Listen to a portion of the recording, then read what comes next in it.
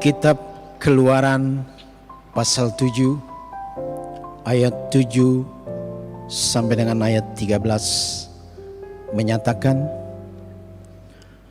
adapun Musa 80 tahun umurnya dan Harun 83 tahun ketika mereka berbicara kepada Fir'aun. Dan Tuhan berfirman kepada Musa dan Harun, apabila Fir'aun berkata kepada kamu, tunjukkanlah suatu mukjizat, maka haruslah kau katakan kepada Harun, ambillah tongkatmu dan lemparkanlah itu di depan Fir'aun, maka tongkat itu akan menjadi ular. Musa dan Harun pergi menghadap Fir'aun, lalu mereka berbuat seperti yang diperintahkan Tuhan. Harun melemparkan tongkatnya di depan Fir'aun dan para pegawainya, maka tongkat itu menjadi ular.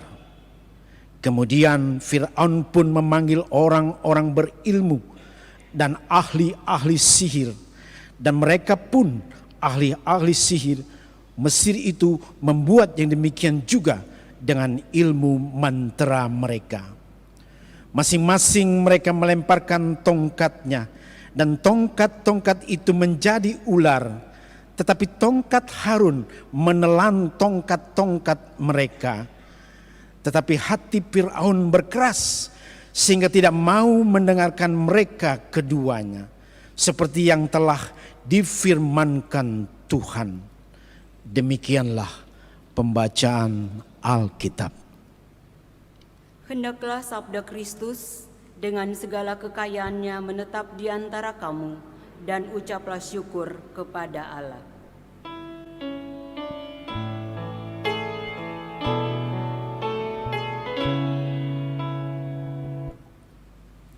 Shalom, selamat hari Minggu, selamat beribadah dalam persekutuan pada hari ini, walaupun kita masih stay at home. Tema perenungan kita pada saat ini adalah Tuhan bekerja dengan cara yang ajaib. Bapak Ibu, saudara-saudara kekasih Tuhan, ketika kita merenungkan Keluaran pasal 7 ayat 7 sampai 13 dengan tema Tuhan bekerja dengan cara yang ajaib, maka sapaan ini rasanya sangat menyentuh setiap hati yang mendengar firman Tuhan saat ini. Ketika Tuhan bekerja dengan cara ajaib, maka sebagai manusia kita diajak untuk melihat bagaimana karya Tuhan, bagaimana cara Tuhan bekerja, bagaimana kuasa Allah dinyatakan dalam kehidupan manusia, supaya pada akhirnya manusia dan orang percaya semakin mengandalkan Tuhan. Dan untuk memahami Keluaran pasal 7 ayat 7 sampai 13 ini, sudah pasti bagian ini tidak berdiri sendiri. Ada hubungan yang sangat erat yang terjadi dalam perjalanan kehidupan bangsa Israel ketika perikop ini disampaikan atau kita renungkan pada pagi hari ini. Kalau kita memahami bagian-bagian sebelum pembacaan firman Tuhan pada saat ini, maka kita akan melihat, kita akan dituntun untuk memahami awal mula keberadaan bangsa Israel di tanah Mesir. Seakan-akan orang Mesir itu lupa akan kebaikan Israel.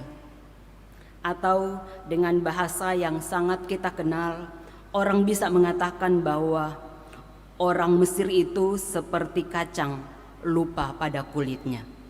Kenapa? Karena ternyata pemimpin Firaun atau pemimpin Mesir, orang Mesir, raja di Mesir itu sudah lupa akan kebaikan yang dilakukan oleh orang Israel dalam pengalaman kehidupan mereka di masa lalu. Seakan-akan orang Mesir dan pemimpin atau raja Firaun tidak mau mengingat pengalaman-pengalaman yang terjadi sebelum umat Israel berada di tanah Mesir. Bahkan sudah diingatkan oleh Musa dan Harun. Kalau kita baca pada ayat-ayat sebelum pembacaan kita pada pagi hari ini, ada pertemuan pertama, tetapi Firaun tidak mengindahkan keinginan hati, kerinduan hati Musa dan Harun untuk membebaskan bangsa Israel dari perbudakan di Mesir. Bahkan ibu bapak bisa melihat dan memahami bacaan-bacaan kita sebelumnya bahwa justru ketika Musa dan Harun datang menghadap Firaun, maka penderitaan, tantangan, dan pergumulan yang dihadapi oleh orang Israel di Mesir semakin berat. Lalu pertanyaan, apakah Tuhan masih bekerja dalam pengalaman kehidupan umat Israel pada saat itu yang sungguh sangat menderita? Mereka harus bekerja rodi, mereka harus bekerja dengan sekuat tenaga supaya bisa menyenangkan hati Raja Firaun. Apa yang tertera dalam bacaan kita pada saat ini kembali mengingatkan kita bahwa Tuhan itu tetap bekerja dengan caranya sendiri. Tuhan bekerja dengan cara ajaib sehingga Ia mengutus Musa untuk kedua kali bersama dengan Harun untuk membebaskan Israel di tangan Firaun. Dengan pesan yang ibu bapak bisa baca dalam Keluaran 6 ayat 5-6. Firman Tuhan mengatakan, "Aku akan membebaskan kamu dari kerja paksa orang Mesir, melepaskan kamu dari perbudakan mereka, dan menebus kamu dengan tangan yang teracung dan dengan hukuman-hukuman yang berat." Kita lihat bagaimana reaksi Musa ketika menerima pengutusan dari Tuhan. Musa awalnya menolak dengan mengatakan bahwa Tuhan, ia merasa bahwa ia ini petah lidahnya. Dalam kamus bahasa Indonesia, peta itu diartikan adalah baik dan lancar berkata-kata, atau fasih berbicara, ataupun pandai bercakap-cakap. Tetapi pengakuan Musa mengajak kita untuk melihat bahwa itulah kepolosan hati seorang Musa. Ia mengatakan bahwa ia petah lidahnya. Ia tidak baik dan lancar berkata-kata, ia tidak fasih berbicara, ia tidak pandai bercakap-cakap. Karena itu Tuhan juga mengutus Harun menjadi nabinya untuk menyampaikan pesan yang disampaikan oleh Allah, oleh Tuhan kepada Firaun. Alkitab juga mencatat dalam bacaan kita pada saat ini bahwa ketika menerima amanat atau pengutusan yang disampaikan oleh Tuhan kepada Musa dan Harun, pada saat itu mereka bukan lagi usia produktif. Pada saat itu usia dari Musa dan Harun adalah usia yang sudah lanjut, 80 dan 83 tahun. Bayangkan ibu bapak saudara-saudara kekasih dalam Tuhan. Secara manusia kita bisa membayangkan bagaimana orang-orang yang sudah sepuh, orang-orang yang sudah lanjut usianya, yang sudah berumur 80 dan 83 tahun harus berhadapan dengan sosok Firaun yang sangat terkenal sebagai seorang raja. Kalau Bapak Ibu memperhatikan gambar-gambar kuno di zaman Perjanjian Lama, Firaun itu dilukiskan sebagai seorang raja Mesir yang punya kuasa, yang selalu diperlihatkan dengan memegang simbol kuasa seperti tongkat gembala, tongkat kekuasaan, ataupun tongkat pedang yang melengkung. Di bagian kepalanya ada simbol ular kobra yang dimaksudkan untuk melindungi sang raja dari musuh-musuhnya. Dan itu melambangkan kekuatan daripada Firaun di zaman Perjanjian Lama. Sehingga Bapak Ibu saudara-saudara kekasih dalam Tuhan, kalau kita kaitkan dengan bacaan kita pada saat ini, maka pasti secara manusia kita bisa mengatakan bahwa Musa dan Harun itu tidak punya apa-apa dibandingkan dengan Firaun. Karena dia adalah seorang raja yang sangat besar, yang punya kuasa, tetapi juga punya kekuatan dan kemampuan. Bahkan dia jadikan ular kobra sebagai simbol untuk melindungi dia dari serangan musuh-musuhnya. Dan kalau Firaun bisa mengatakan ketika Harun dan Musa datang menghadapnya untuk meminta supaya bangsa Israel boleh dibebaskan dari perbudakan di Mesir, dia pasti katakan begini, oh belum tahu ya kalian, saya ini adalah penguasa, saya adalah seorang raja yang punya segala-galanya, mana mungkin kalah dengan kewibawaan dari Musa dan Harun yang dikatakan dalam bacaan kita tadi, yang sudah dijelaskan tadi bahwa Musa merasa bahwa ia tidak petah lidah, ia tidak baik dan lancar berkata-kata, ia tidak fasih berbicara dan pandai bercakap-cakap. Dari itu saja kita bisa membayangkan bahwa pasti Firaun menganggap remeh Musa dan Harun. Tetapi mari ibu bapak saudara-saudara kekasih dalam Tuhan, kita melihat apa yang terjadi selanjutnya. Bahwa ketika bertemu dengan Musa dan Harun, kekuasaan dan kehebatan dari sang raja itu pada akhirnya tidak bisa menyaingi kuasa yang dimiliki oleh Musa dan Harun, yaitu kuasa yang berasal dari Tuhan. Lewat tongkat Harun, ketika dilemparkan, tongkat itu menjadi ular. Karena tak mau kehilangan kekuasaan, hal yang sama juga dilakukan oleh Firaun. Ia tidak mau kalah. Ia memanggil orang-orang yang berilmu dan ahli-ahli sihir, dan mereka melakukan hal yang sama. Tongkatnya berubah menjadi ular.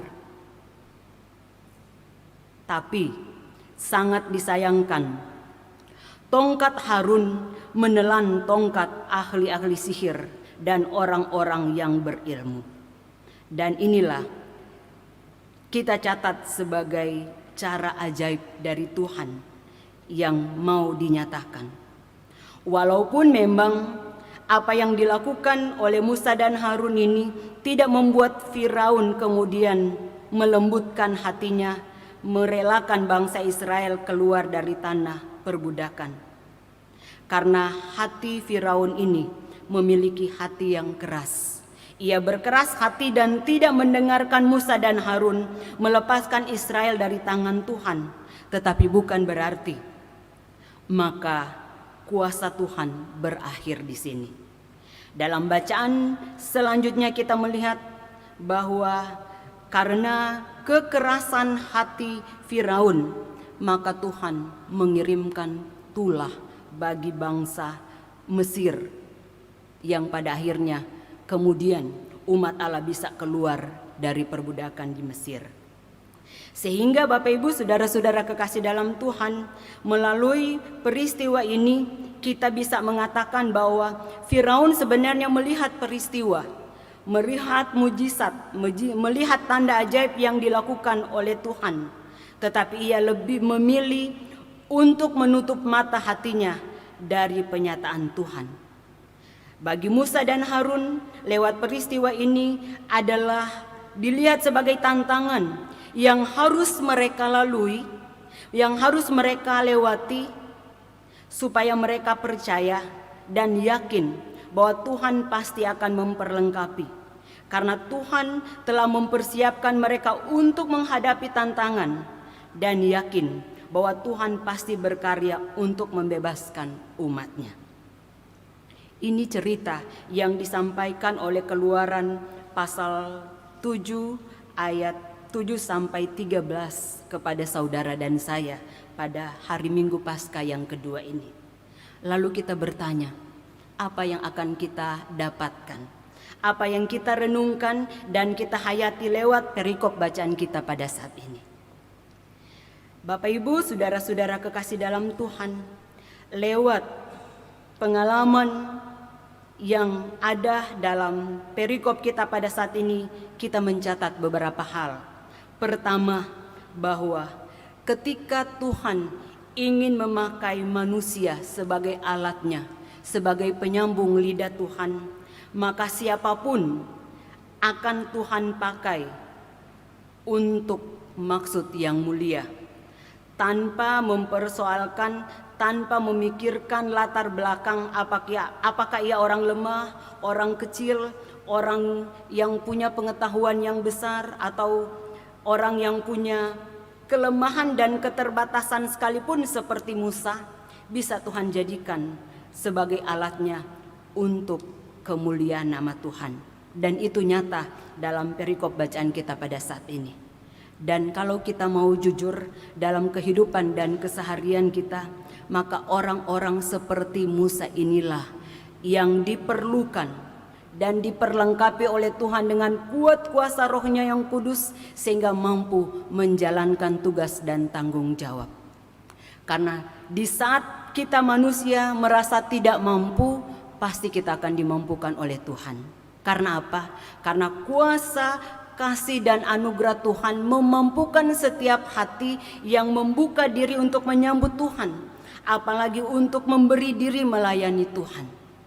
Percuma kalau kita punya jabatan dan kuasa yang besar yang bisa mempengaruhi banyak orang, tapi kemudian itu dipakai tidak untuk memuliakan nama Tuhan. Tetapi sekali lagi kita melihat bahwa ketika kita menempatkan diri sebagai manusia yang adalah ciptaan Tuhan, yang tidak bisa berbuat apa-apa tanpa Tuhan, maka di situ Tuhan memampukan dan menjadikan saudara dan saya menjadi alat bagi kemuliaan nama Tuhan. Hal yang kedua yang kita renungkan dalam pembacaan dan pemberitaan firman Tuhan pada saat ini adalah belajar dari pengalaman atau dari apa yang diperlihatkan oleh Firaun.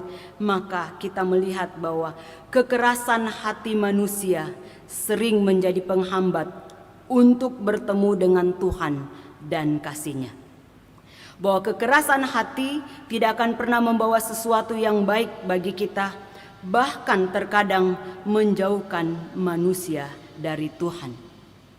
Seperti penjahat yang disalibkan bersama Kristus, karena keangkuhan dan kekerasan hatinya, maka ia menolak kehadiran Kristus, karena dalam bayangannya Kristus tidak mungkin disalibkan.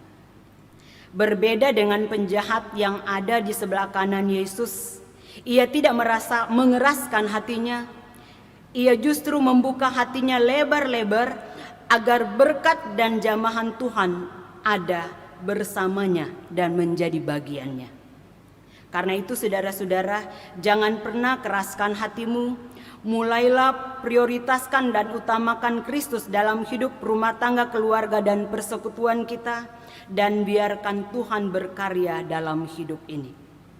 Mari kita tanggalkan dan tinggalkan dosa, kesombongan, iri hati, dengki, dan miliki hati yang lembut, hati yang penuh kasih dan mau memaafkan.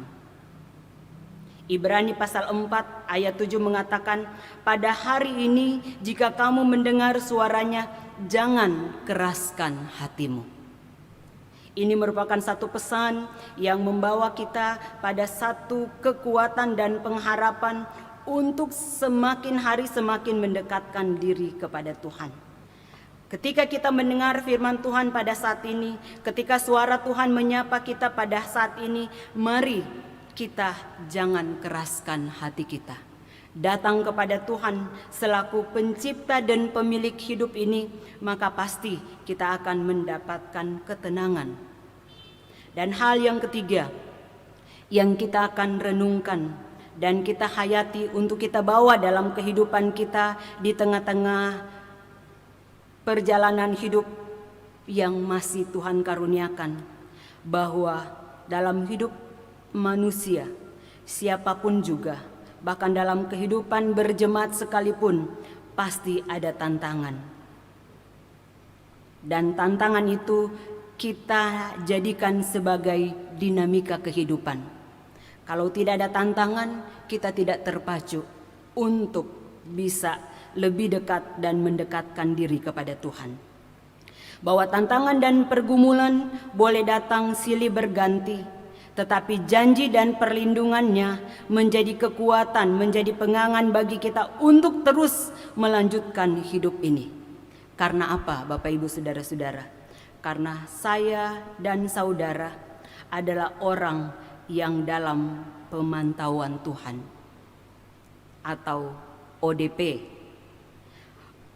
Saudara dan saya adalah orang dalam pemantauan Tuhan yang dipantau setiap saat 24 jam non-stop. Tuhan menjaga dan melindungi kita. Karena itu dalam Mazmur pasal 121, boleh ibu bapak nanti baca dan renungkan kembali bahwa Tuhan itu menjadi penjaga Israel. Israel sejarah tetapi juga Israel rohani, yaitu saudara dan saya. Kita boleh tetap melihat bahwa dalam perjalanan kehidupan ini ada Tuhan yang selalu menjaga dan melindungi kita.